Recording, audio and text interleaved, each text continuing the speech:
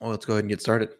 So, um, my name is CCNeverender, and I work with Speed Docs. And I've done some runs of Thug, but I'm not really like a professional at Tony Hawk's Underground. But you are the world record holder, and not just beginner any percent, but in fact, every single category on the leaderboard. That is impressive. Thanks. So I guess let's just get started. What's your history with Tony Hawk games? So I used to watch my brother playing them when I was really young, maybe like 6 or 7 years old. And then a few years later, I played the 360 games mainly, so like Project 8 and Proving Ground, which are a bit less popular. And then a few years after that, when I was maybe 13 or 14, I picked up Thug 1 and 2 for the Xbox, but I played them on my 360. And I played those casually, like maybe a playthrough every year or so. Okay. And then I saw a GDQ run of Thug 1 by a guy named Fives, which was in 2016, I believe. And I saw that around the tail end of 2016, so just going into 2017. And I thought it was really cool, so I went into his stream, asked him a few questions. He was really friendly, and it's the same for the whole community, really. They're all really friendly guys, so that's one of the main reasons I started running. Awesome, man. So when did you first start doing speedruns? Right after that time? You said in 2017-ish? Yeah, after I went into Fives' stream and asked around a bit for a few questions and stuff, people gave me a helping hand at getting started, and I started running Thug 1 in about January 2017, I think. Goodness. Less than a year. I think, well, when was the first time you took the world record? Yeah, first time I took the world record was 11 months ago, I believe. So yeah, about a year. I believe it was around November. Let me see here. I got the thing pulled up. The Packle Rushi. There we go. November 2017. Yeah. In like 11 months, you had gone from never running the game to just now running the game. The world record. And, oh, goodness. So what is your strategy, right? Like you had the world record sweep in a game that's been around for a long time, that's pretty optimized, yet you're significantly faster than everyone else. So is it skill or did you just practice a lot? Are you just really consistent? Like, what do you think is your secret ingredient? Well, I don't think I'm like mechanically a super insane player or anything. Like there's people I can name better than me at a pure like speed level or at a gameplay level. Like Crad is amazing. He's been playing for a long time. People like Tyler 4711, he's got like so much raw speed. He's like the fastest masher I've seen in a long time. There's people much better than me at skill, but I think consistency is really the main thing. I'm a level above the other Thug 1 runners on, really. Okay. And I put in a lot of practice to IL runs as well. So like running levels over and over just to really ingrain my knowledge of them and get a feel for the places where you can make mistakes and how to avoid them. So I think that is the biggest thing I can attribute my success to, is just practicing over and over again and getting consistent as I can. Okay. Okay.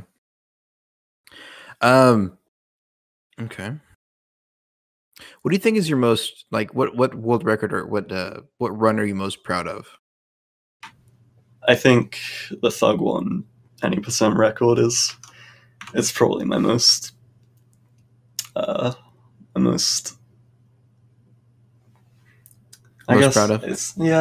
most proud of it, but it's also like the one I've worked towards for the longest because it was the game I started running first. I've got world records in like Thug 2 as well, but I haven't run that for anywhere near as long, and some of the skill translates between the games naturally. So I think Thug 1, just because of the history I have with it and all the effort I've put into the category, is definitely at the top for me.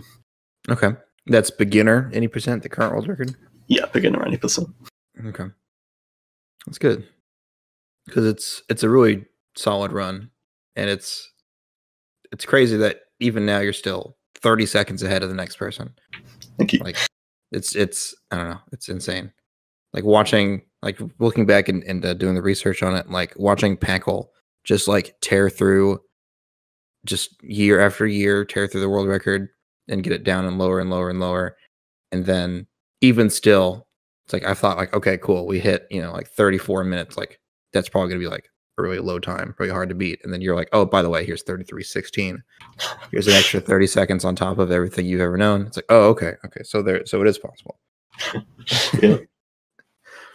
So what do you think is like, so what are you pushing towards? You know, like you keep playing 80%.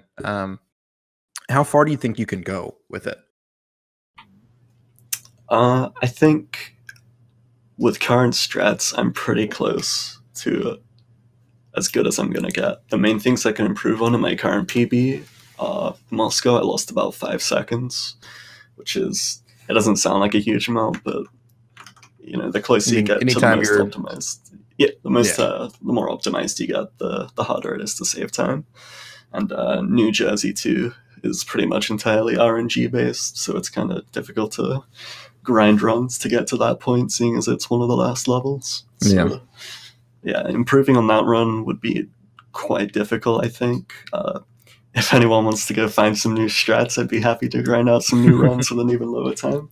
I mean, 33 would be insane, but I don't think I'm going to be getting it, at least with current strats. I gotcha. So you don't think sub 33 is possible? Not with the strats I do. If someone crazy starts playing and goes for all these like insane strats that save a second that are really difficult, then, you know, power to them. But I don't think I'm going to be going for that anytime soon. Okay. Do you have any like theoretical time saves that you can think of? There's a load of runners that come up with some pretty cool time saves that are just kind of hard to pull off. So like there's a guy named Perpic who comes up with all these crazy strats that save maybe a second or two that are really hard to pull off, which I love seeing because it's always like seeing how far you can push the engine is like really cool to watch, and all these insane strats that I never would have thought of. There's a load of those that someone could potentially implement into their own, but it would take a lot of practice to get consistent with them. All right.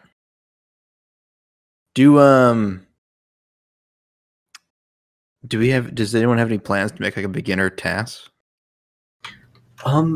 Packle's really the only one who's done any Thug 1 tasks before. And yeah, I know he did the sick one. Yeah, the sick one, that was really cool. I think he chose to do sick just because that has a lot more room for improvisation. You know, the points required are higher, so you can do more crazy stuff to achieve that. But I think a beginner task would be interesting just to see the theoretical limit of how far it could go. But I don't know if anyone's working on it currently, but it would definitely be a cool project in the future if someone decides to. Yeah. I don't know. I just thought about that when you said the thing with Perpic and all the crazy, like hard to do RTA strats. Like how crazy could a task be if we could do all those strats? That'd be some insane stuff in there. I mean, in a Packle sick task for bridge skip, he does something like an 8 or 9 times butt slap just to get over the bridge without getting any speed. It's crazy to watch. I guess that kind of leads me to the next question, which is, can you explain some of these tricks? Like, so obviously we're going to try and use some of this interview portion for the video.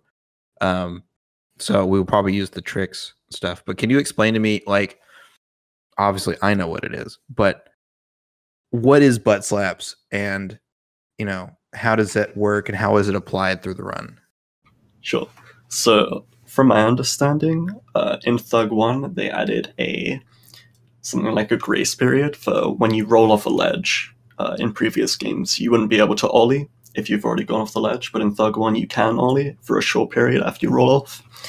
So there's a glitch related to that, where if you do a trick while still holding down the ollie button and rolling off a ledge, then for some reason it removes the limit of only being able to ollie once. So if you do a trick after rolling off the ledge, and then you mash it the ollie button as many times as you can, you do as many ollies as you can fit into that grace period.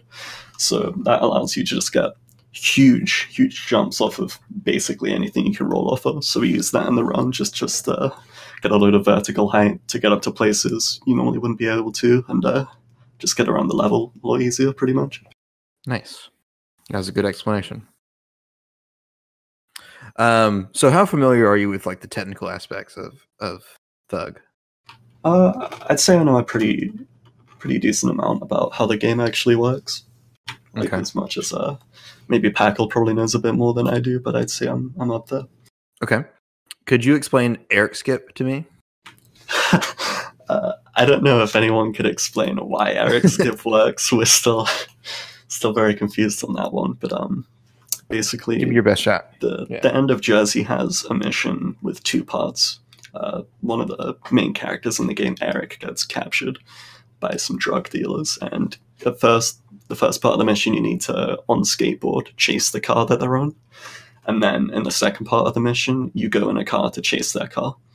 So at the end of the first part, where you're still on a skateboard, you can do something that's not really intended. If you go out of bounds, you can actually go ahead of the car that you're chasing, and then you can skitch on it, and that goes super fast. You get through the level in a few seconds like that. But that's not the best part of Eric Skip.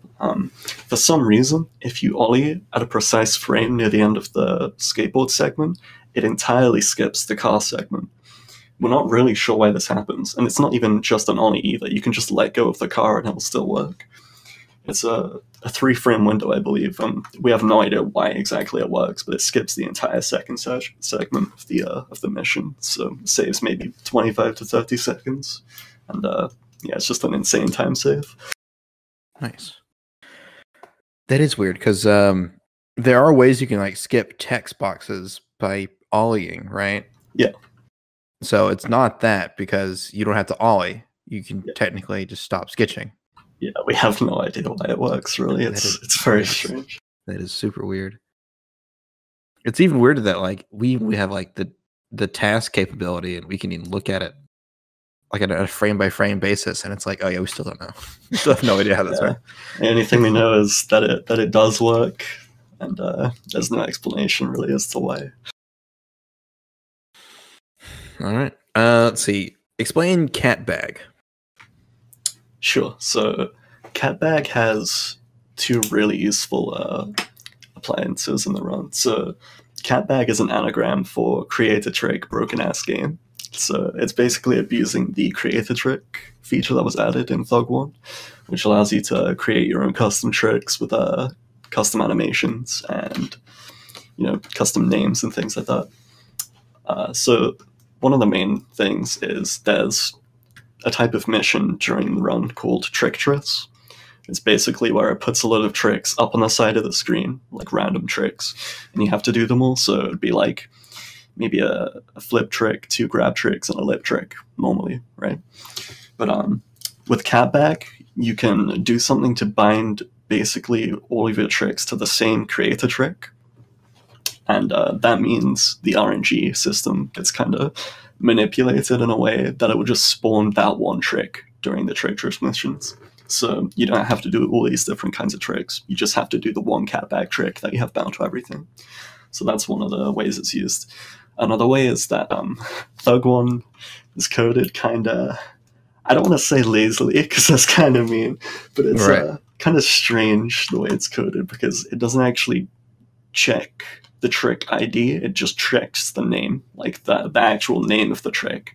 So, for example, like the mission in Hawaii, where you have to do a McTwist over the helicopter, you can actually create a trick just called McTwist, and that will work. So you can make it like 0.4 seconds long, and just do this tiny create a trick move, and it will count as the McTwist. And that could be used at quite a few points during the run where you just have to do like annoying special tricks or things like that. You can just give them the same name, and then just use these creator tricks that are really easy to pull off. Another thing that I forgot about is a small appliance that it's used for is it actually ties in with butt slapping. So because you can make creator tricks such a short animation, it gives you more of the grace period to bar slap in. So it's actually a lot easier to get higher amounts of bar slaps in with a creator trick than it is with a normal trick due to the lower animation time. Is that the reason why it does that? Because of the shorter animation? Yeah, you just get more of the grace period to use. Is it possible to extend that at all? Like, could you make it like the 0.5 seconds to extend it a little more, or? No, I don't think so. Like, the grace period stays the same time. It's just like a normal trick would have like a 1 second animation or whatever. So like a second of the grace period would be blocked off by the trick. But seeing as catbag tricks are shorter, then only 0.4 seconds would be blocked off of the grace period. So you could just fit more in. Okay. Oh, I think I see what you're saying. Okay. Yeah. I gotcha. I love the name Catbag, by the way. I love how they took CAT, like, oh wait, there's an emote called Catbag. Let's just name it that. There it is. Perfect. Definitely some interesting trick names in the Tony Hawk community. I always love that. Yeah. I do love, like, we have butt slaps and Catbag. Like, oh man. Yeah. Stupid spines in Moscow as well. There's some good ones. I was just about to ask you about that. I couldn't find a name for it. Silent later told me that you guys call it like stupid spines or Moscow spines, but I always called it Moscow radar spins. Yeah. So tell me more about the stupid spines in Moscow. Okay, so I believe someone called Ace worked out the actual formulas for this, but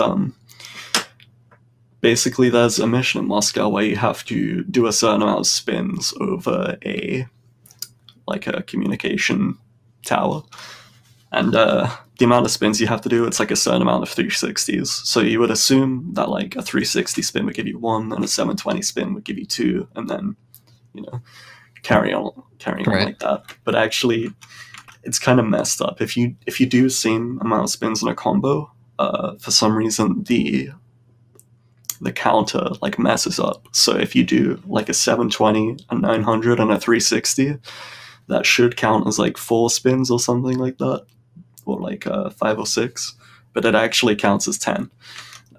Again, we're not really sure why this happens. Yeah. It must be something that's like bugged out with the math system in the engine. But yeah, Ace tried out all the different combinations and found what works for different amounts of spins. Like in normal, we do a 720, then a 900, and 2 360s, and that should give like 8 or 9, but it actually gives 15. So it's pretty useful just because it cuts down a lot of spinning time. But another kind of strange bug we don't really know the meaning of. Interesting. Yeah, because I was trying to figure out like the math behind it. I have like a bit of a programming background, so I know a little bit about this kind of stuff. Yeah. So it's like I'm trying to think.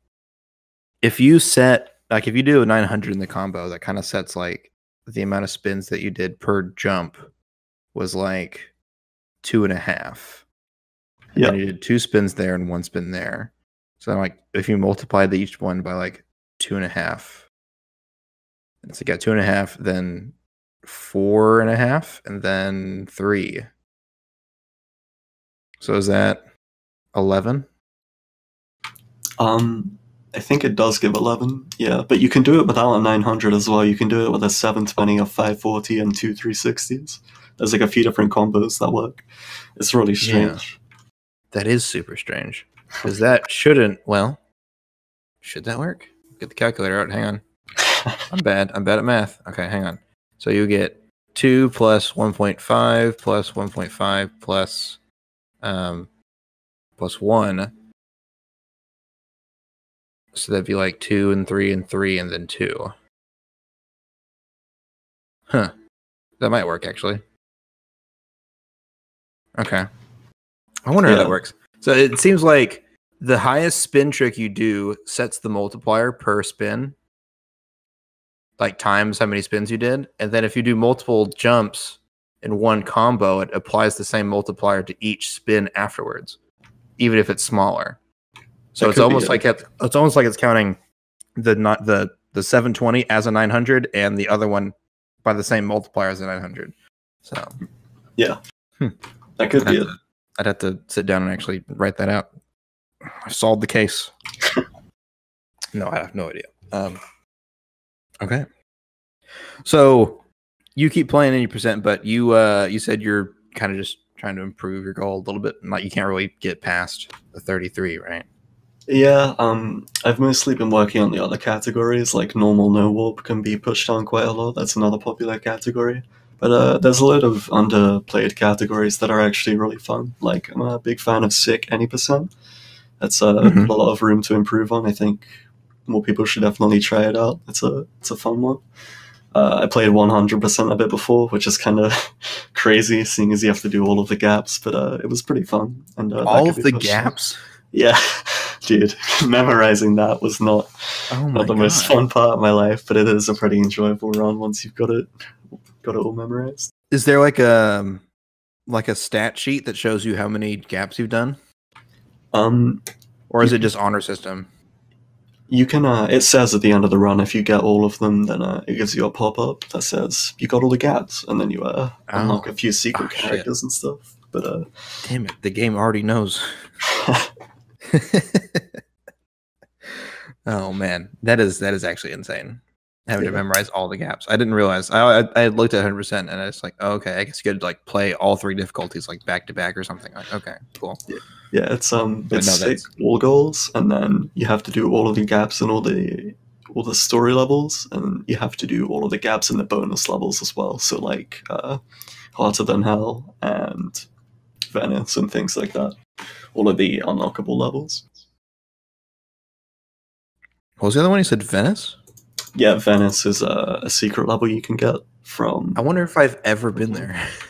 Yeah, I didn't think I had before doing 100%. There's a Venice, School 2, and the Warehouse level. I think those are the 3 secret levels. Oh, this is, from Tony Hawk. Or the second one. Yeah, THPS 2. Okay. Wow. Huh. I have never been here in Thug then. Wow. Yeah. Okay, the more you know. Okay. Well, I don't know if I have any more questions for you. That's so good. Let's see here. Do you think I'm missing anything? Like, do you think I should, like, there's any topics we should cover that, in your opinion, are really important that I didn't? I don't think if you don't, so. it's okay. Okay. Maybe just like getting started in the THPS community or whatever. Okay. I did ask you about like how you got started. Oh yeah, but I mean, run and then if someone like wants to join or whatever, like how to get into it. Okay. So I guess let me know like what if someone wanted to get into Tony Hawk speedrunning, like what do you think they should do? Like I'd say joining the Discord would be like the first thing, because we've got little sub communities for each of the games. Like we've got people grouped into their own game channels, so you can ask questions there. People are really friendly in there. You can ask anything, and someone will usually reply pretty quickly. And I'd say just watch some of the runs of the games that you want to play. Take some notice of what people are doing, and choose the one that you're going to have the most fun with. That's the most important thing. Like, if you're going to be running a game over and over again, you're going to want it to be one that you actually enjoy. Yeah, that's definitely the case. I always tell people like just get out and play it. Yeah. A lot of people, I think a lot of people get stuck in their head and they never get to the game. They just they do all this theory crafting and they watch all these videos and they like memorize everything and then they never play it. Yeah. It's like, I don't know. Personally, my thought is like, look at some runs, get out and play the game. Yeah, work on it later. Just get started first, and then get into it, and then I think people from there will really take it themselves. But, yeah. But the Tony Hawk Discord is all one big Discord, right? It covers all the games. Yeah. The THPS speedrunning Discord is every THPS game that's ran. So we have stuff like THPS 1, 2, 3 for the fans of the earlier games with the time-based system. And then we've got like THPS 4, Thug 1, Thug 2 for the middle games. We got a decent-sized Thor community for American Wasteland fans. And then there's some of the like less played games like Project 8 and HD and Proving Ground. There's still some people who play those as well. So there's definitely a lot of games to choose from. Nice. Are there tutorials for all the games or just most of them? I'm pretty sure almost all of them do. Maybe some of the underplayed ones, like I don't think Proving Ground would have one, but almost all of them would. And yeah, you can always have a look at the VODs of the world records, because most of the stuff is pretty self-explanatory. And then if you have any questions, just drop them in the Discord. Cool deal. All right, you heard them, folks. Join the Discord. Get out there. Yep. All right. Rushi, I'd like to thank you for your time. I appreciate you, man. Yeah, no worries at all.